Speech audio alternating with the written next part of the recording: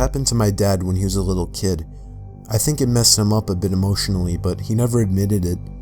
This story freaks me out just imagining it. So I'm pretty sure my dad was 10 years old, and he was home alone for whatever reason. He was watching TV in the living room. It was the only TV in the house, and all of a sudden, the TV just shut off. So he got up and turned it back on. It was an old shitty TV, so it wasn't weird at all. When he got back on his couch, it happened again. He got up once again and turned the TV back on, and again it turned off. He repeated this process a couple more times before he started to look for the remote. While looking for the remote, he walked over to check behind one of the couches and saw a man hiding in the corner, holding the TV remote.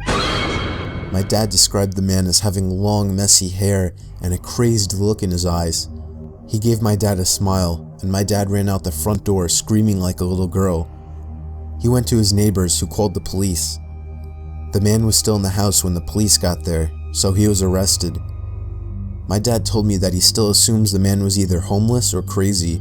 Either way, this story is downright terrifying.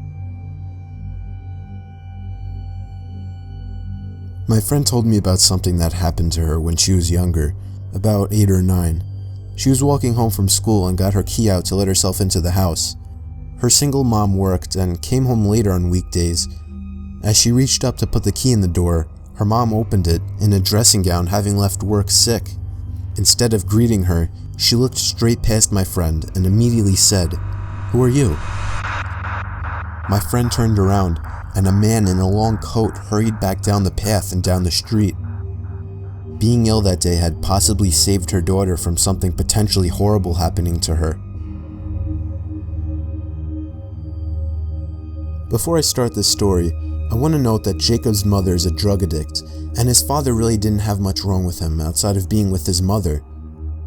So one night, when Jacob and his father were asleep, they heard a series of loud banging, scratching, and moving noises coming from the mother's room. Jacob's father jumped out of the bed and ran down the hall and started slamming on the door. His mother opened it, yelling at him to quiet down and that he woke her up. He asked her about the sounds. She hadn't been awake to hear them. Jacob's dad would have assumed that she was on something again, but something was wrong. The window was open all the way, and the TV was moved across the room, still plugged in, and had the screen facing outside. Jacob's dad was reasonably scared. He shut the window, got his bat, locked the mother's room from the outside, and made her sleep in the living room. He stayed up most of the night. He woke up Jacob at 5. It was still dark out. Jacob went out to the kitchen where his mother already was. A couple minutes later, his dad walked in, wide-eyed. He pointed at Jacob and his mother and held his finger to his lips. They both quieted down. They heard something shuffling around on the roof, going from edge to edge. Jacob's dad had the bat. They sat together in the room, quietly. Minutes later, the sound went away. Jacob's grandmother was called. She was asked if everybody could stay over there for a little while. She said yes and told them she'd come pick them up. Jacob finished eating and went to go sit on the couch. There was no TV in that room, so he sat in silence. He looked over at a door to an empty room in the hallway. The door was open. There was a finger wrapped around the side of it. Jacob screamed and pointed to it, and his father grabbed him and ran out. Jacob's mother followed behind. They went to a gas station and sat out front until they saw Jacob's grandmother's truck. Jacob described how unnatural the finger looked to me. He said it reminded him a little bit of a foam finger in length and width. It was wrapped clear around the door frame, the door itself being latched on the opposite side. They didn't go back to that house much after that. Once they'd gotten everything out of it, they never went back again. Nothing was stolen, and the window in the empty room was open. I was 13 years old. I had the most isolated bedroom imaginable. Mix that with a wild imagination, and I was often up late at night, scared and paranoid, unable to fall asleep. My bedroom was a separate floor of the house, on the opposite side of my parents' room. They had no way of hearing what was going on in my room. So it was a seemingly ordinary night, with a bit of rain, but not a storm. I woke up and looked at my clock and saw that it was 2 in the morning. I got an uncomfortable feeling right away, but I didn't know why. I then saw at the edge of my bed, there was a shadow of something roundish just over the head of the edge of my bed. My heart started racing until I realized it was just my hat. I sometimes hung my hat on one of the wooden poles at the edge of my bed, so I calmed myself down and fell back asleep. I woke up again around half an hour later and was again startled by the sight of the shadow at the end of my bed. But after my brain started to fully wake up, I remembered it was just my hat again. This process happened one more time that night, probably another half hour later, and once again, I was startled by the sight of the shadow. I was getting thirsty, so I reached my hand down to the side of my bed, looking for my water bottle, but I instead found something else. My hat. And at that instant, I felt my heart drop into my stomach, as I almost fell out of my bed trying to turn the lamp on. The light revealed the face of a man, peering over the edge of my bed, staring right into my eyes. I let out the highest pitched scream a boy could possibly produce, and ran straight past the man and down the stairs of my room. I felt the man try to grab me, but I managed to open the door and run to my parents' room to get my dad. My dad got the baton from under his bed and raced to my room, but he was too late. When we got back to my room, the window was wide open. Apparently the man jumped out onto the patio roof outside my window. When I was a kid, I had a huge group of friends that all happened to be on my block. On the weekend nights, we would always play manhunt, aka hide and go seek for older people. It worked out great because since we were all neighbors, we used all the front and backyards and even the woods behind our houses. We had a rule though, that we couldn't go out more than a backyard's length into the woods. I always used the same hiding spot, and nobody ever found me. I always hid behind an old rusty barrel that was thrown into the woods years ago. So on this particular night, there were only 6 of us playing. My friends Joe and Raj were on my team. We quickly dispersed as we were the first to hide. I ran to my usual hiding spot, through my backyard into the woods behind the barrel. Usually I would see the flashlights of the other team shining through the backyards in the woods, but it was unusually quiet this time. And then, I finally heard footsteps nearby. I didn't see a flashlight, so I assumed it was one of my teammates. I whispered Joe and Raj's names, but then whoever it was started charging at me, full on sprinting. I immediately shot up and ran out of the woods to find a new hiding spot in my backyard, but nobody ever came out of the woods. I heard all my friends calling my name from out front, including Joe and Raj, so I assumed something was wrong and went up front. I saw Joe's parents talking with my parents, with all my friends surrounding. My parents seemed a bit relieved to see me, so I was naturally really confused. They told me that a police officer had just passed by and warned them about a serial rapist spotted in the area and that all the kids should stay indoors. I explained what happened to me in the woods, and my parents started freaking out, making 100% sure that I wasn't lying. They called the police. I really don't know if he was ever caught, but I really hope he was. I try not to think about what would have happened to me had whoever that was caught me. When I was maybe 12 or 13, me, my mom, my stepdad, and 2 dogs went to the beach for a weekend. We rented an apartment all the way at the back of the shore. The apartment had nothing surreal to it at first sight. We unpacked everything and went out for dinner straight afterwards. We came back and at the time it was maybe 9 p.m. We watched some TV for an hour or so. My mom, stepdad, and 2 dogs slept on a bed you could make from the couch. They gave me the bedroom with a king-sized bed. I went to bed and used my computer for a while to play some games that I had pre-installed since I knew that there would be no internet connection there. I stayed up playing games pretty late at night. I decided it was time to get some shut-eye and go to sleep. Maybe after 5 minutes of laying in my bed, complete silence filled the room. But then, all of a sudden, I hear this extremely loud sigh. I knew it wasn't my parents or the dogs considering the door to the living room was closed. I straight bolted from that room and went to sleep in the bedroom opposite of the master bedroom. My heart was pounding so fast because I was absolutely petrified. Needless to say, no sleep was had that night. I told my parents about it the next morning, and they told me it was probably just my imagination, but I was certain it was not.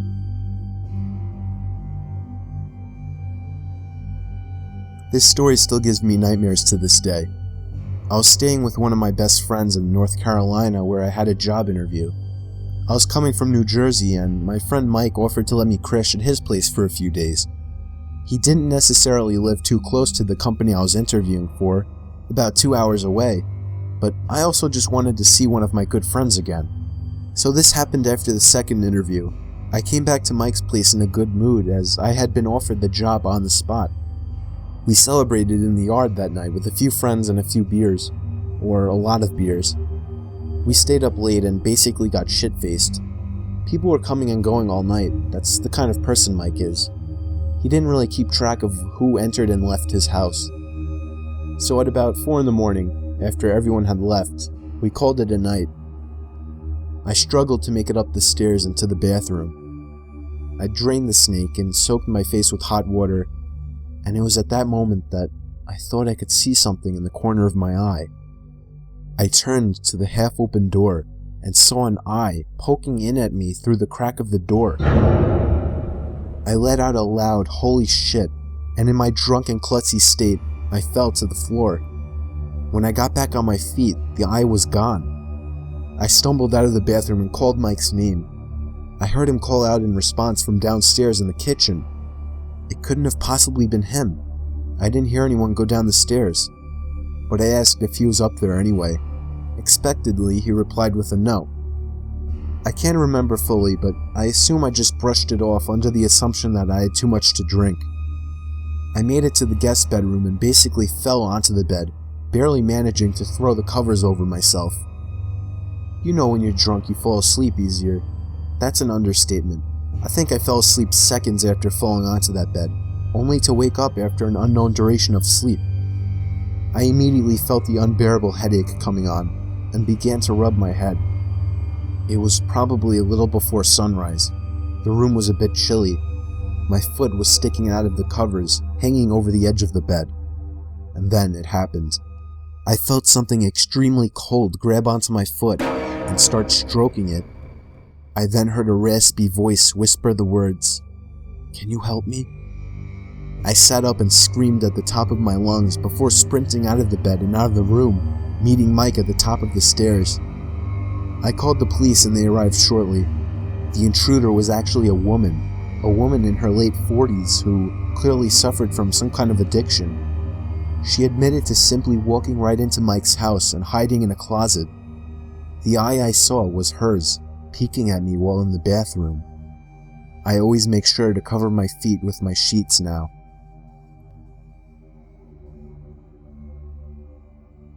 It was the dead of winter in Cali. Me and a couple buddies were on a skiing trip by South Lake Tahoe. We stayed in a big luxurious log cabin for a few nights. On the third night during a blizzard, I got up to get a glass of water late in the night. As I crossed the cabin over to the kitchen, there was a frantic knock at the door. I was a bit spooked that somebody would be knocking this late. I thought maybe I should just ignore it and let them go away. But I realized they knew we were there, as my car was parked right outside. I also had the thought that maybe somebody was in trouble and needed to get out of the dangerous weather. I tiptoed over to the door and waited for another knock. It didn't take too long before the knocking came again, this time much louder and more frantic. "Who is it?" I asked. Nobody answered. I asked again louder, but there was still no answer. After I asked this, there was no more knocking. I grew curious and eventually opened the door a crack with the chain lock still on just in case. Nobody was outside. I undid the lock and opened the door completely. There were footprints in the snow leading away from the cabin. For whatever stupid reason, maybe I felt some kind of guilt and worry for a person in need. I slipped on my boots and jacket and stepped out into the storm to follow the footsteps before they were completely filled. The footsteps led me to the edge of the property before completely stopping. I shit you not, the footprints completely ended, not a sign of vehicle marks, a struggle, nothing. It was as if whoever made the tracks was standing still, right where I was. I felt disturbed and ran back into the cabin and slammed the door shut behind me, making sure to lock it. Before I could even gather my thoughts, the frantic knocking at the door resumed. My heart started pounding, and I started to scream for my friends. One by one, they all rushed down to see what was wrong. When we opened the door, there was nobody there. The footprints were already filled. I never could prove what happened to my friends. I don't blame them for not believing me. I almost don't believe myself, but I know it happened. I just can't even try to explain it. It still freaks me out to this day.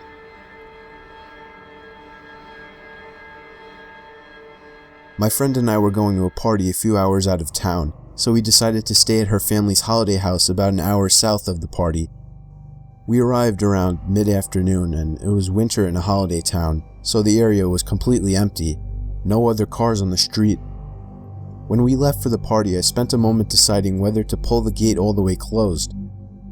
I'd had some trouble opening it earlier when we arrived, and if we were getting home late at night, I didn't want to be stuck outside.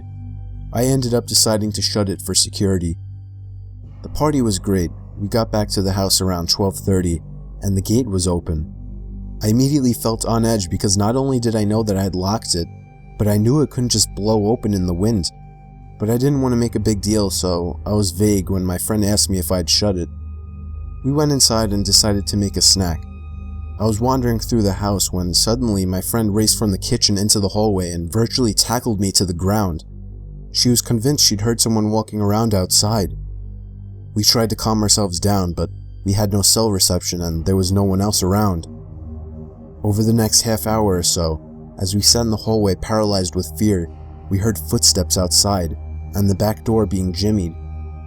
We decided we had to leave, so we gathered everything up and got ready to make a break for the car.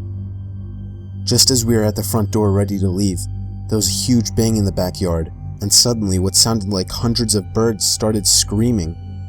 We legged it to the car, ended up starting it with all our stuff still on our laps. We hadn't bothered to even put in the back seat. As we reversed out the driveway, we saw somebody running up the side of the house towards us. We sped the entire way home, and didn't sleep at all that night. When I was 10 and my youngest brother Ben was only 1, there was this one weekend that my parents were painting our bedrooms, so we would have to sleep in the basement. There was a pull-out couch down there that turned into a bed, and Ben had an extra crib down there.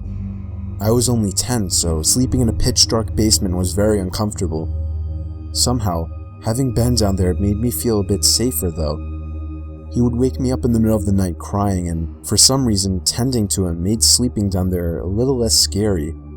But it was this one time that I woke up to him screaming. Not crying, screaming, like no 1-year-old should.